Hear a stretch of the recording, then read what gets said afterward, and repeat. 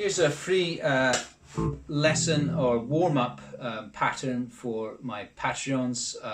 If you're watching this on YouTube and you want to get the tablature, do follow the link, go over to my Patreon, and the tabs will be up for this freebie. If you want the full extended lesson, then you can subscribe on Patreon for as little as $1 a month and get access to lots more lessons with backing tracks and tabs. So the exercise is this. It might sound, it's quite melodic. And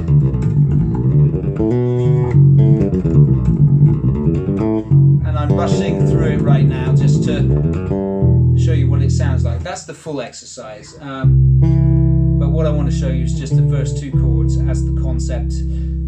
So you get the concept and the technique as well. To do it, it's really useful because it's basically taking the most pivotal chord tones that you can get, the root and the third or the 10th, as we've put it up an octave. And in this case, this is C major. It's a major interval, isn't it? You can hear that, right? And of course, the root and the third are the binary. It gives you the binary of the chord. Is it a major chord or is it a minor chord? So this one's definitely major, and then the next one is definitely minor, right? And so on. And you can play those all the way through a scale, and it's just really, really useful to know and to have under your fingers. So I used to do this exercise a long time ago. I haven't done it for quite some time, and it's really good to do again.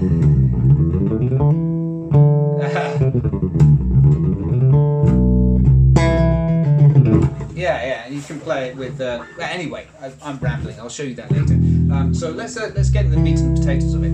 So I've got C on the E string, 8th fret, and I've got the 10th on the E on the 9th fret of the G string, and I'm playing C with the 2nd finger and E with the 3rd finger, which might seem awkward, but it has its advantages, believe me. So I recommend you stick to that fingering as it's written in the on the tablature and notation. So what we're doing is we're playing C, E, D, and we're going down the scale, and then back up it to land on the root. It's all written in the tablature, so you can see it. So that's just down the Lydian C Lydian scale. And then back up again. And the right hand, I haven't really suggested which fingers you should use because many people use different techniques. My technique is,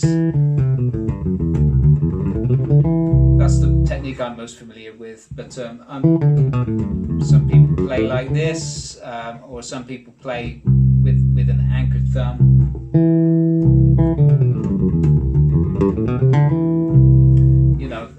So it's up to you which technique you use. That's the main purpose of this lesson, of this exercise, is more just for warming up, dexterity, and also just tuning your ear melodically as well. So that's the first part, and then the second part is to voice B with your first finger and then bar it across on the 7th fret, and on the G string you're going to play the 7th fret as well. So that's a little bit of finger strength there for the left hand, and then you're going to play down the scale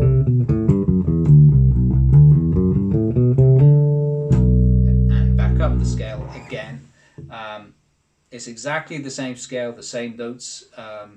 It's just starting from a different place, and that's called a mode, by the way. So on the tabs, it gives you the mode of each of the sections as well, so you know what mode you're in, and you'll get used to the sound of that mode. So that's Lydian, that's Phrygian, and then it goes on to Dorian, and it goes on to Ionian, Locrian, etc. Right? But we're just focusing on the first two, the Lydian and the Phrygian. So let me take it really slow for you, and I'll count it out as well. So we'll start on the C again, second finger 8th fret, E 9th fret, G string 3rd finger. So 1, 2, 3, 4, 5, 6.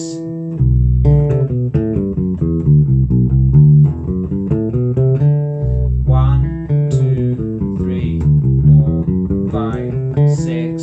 1, 2, 3, 4, 5, 6. Right? So it's in 6/4. You'll see how it's written on the tablature. Again, that exercise is up as a freebie on my Patreon channel, linked below, and also available as a full-length lesson too. If you subscribe for as little as $1 a month to my Patreon, you can have access to the full-length lesson, which will take you all the way through the other positions that go with that exercise too. And you'll get access to everything else as well that's already up there. So anyway, I hope that's very useful to you. Again, thank you to those of you who have subscribed to my Patreon and support it, and thank you to you who have subscribed to my YouTube channel and support that too, and Bass Japan Direct and all that stuff. That's great. I'll be bringing more content to Patreon as and when I have time. I'm trying to do at least something, at least a couple of things every month for it. So that makes it well worthwhile. Just paying like $1 a month to get access to that content is well worthwhile, I think, considering, you know, you might pay $40 or $50 for a lesson, a one-on-one lesson. So it's, you know, plus you get some practice materials too. So there you go. That's it. That's all I want to say. And by the way, if you're wondering what this bass is, that's also linked in this video too. This is actually still on sale. It's a beautiful Cruise Maniac. Plays like a dream. All right, guys, I'll see you again for another one soon. Take care and keep practicing.